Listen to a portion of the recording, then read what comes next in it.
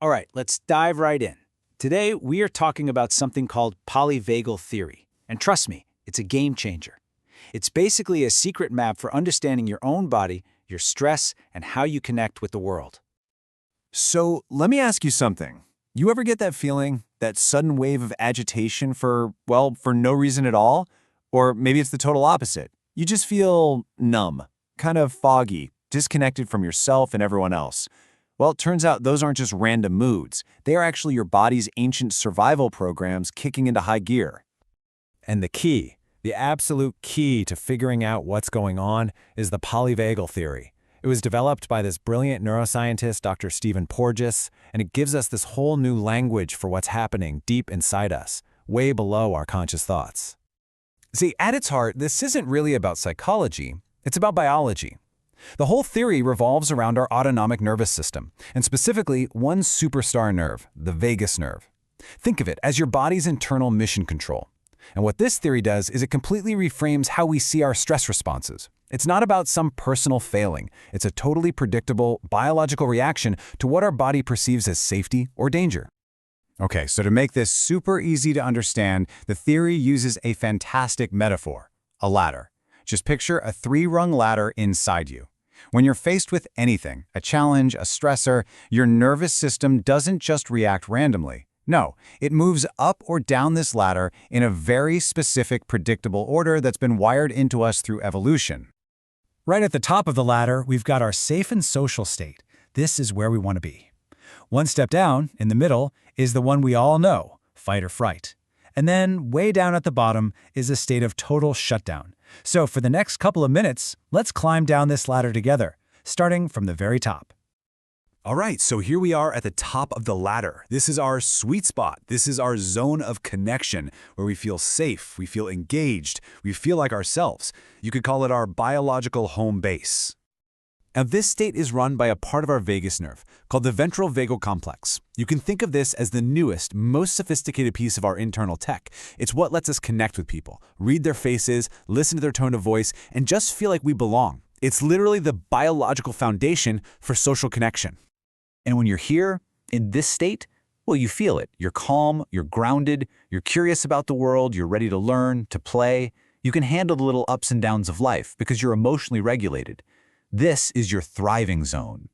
But what happens when that feeling of safety starts to fade? When our body's internal alarm system detects a potential threat? Well, we take one step down that ladder into a state of mobilization. This is our body's call to action. The second those safety cues disappear, a whole different system takes the wheel, the sympathetic nervous system. And it just floods your body with adrenaline and cortisol, getting you ready to either fight whatever's coming or run away from it fast. This is a state of hyperarousal, and it's designed for one thing and one thing only: survival. When you're here, the world just feels dangerous. You might feel anxious, maybe even panicked. You could be angry, irritable, constantly on edge. And it's not always about aggression. There's also what's called the fawn response.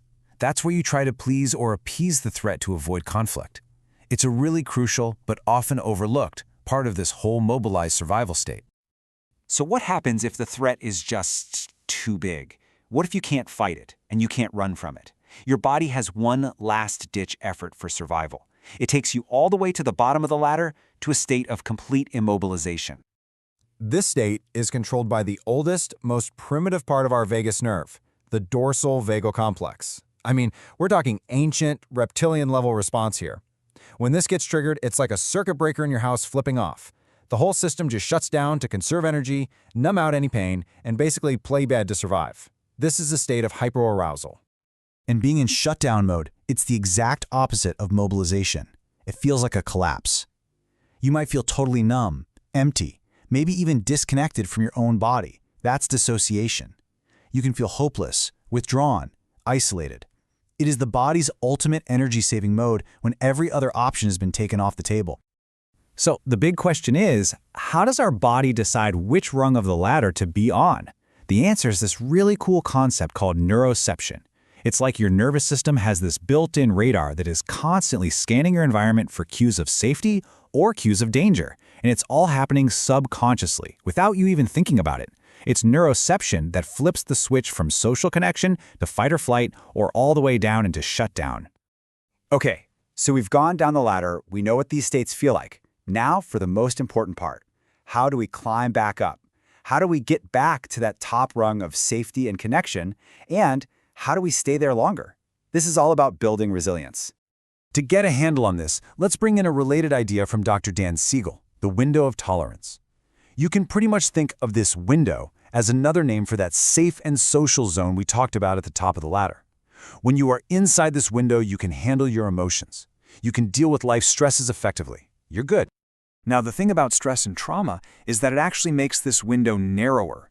And when your window is narrow, it takes way less to push you out of your comfort zone.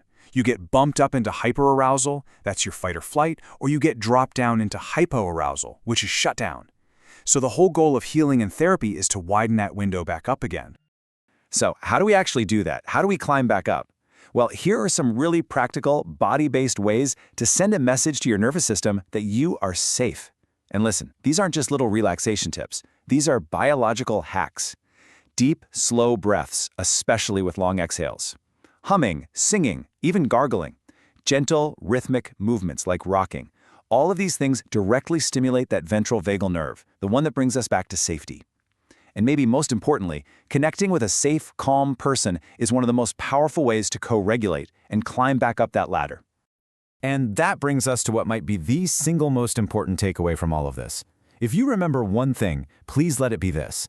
Your reactions, the panic, the anger, that feeling of being disconnected, they aren't you. They are not a sign of weakness or a moral failing. They are deeply intelligent, biologically driven survival responses that your body learned to keep you safe.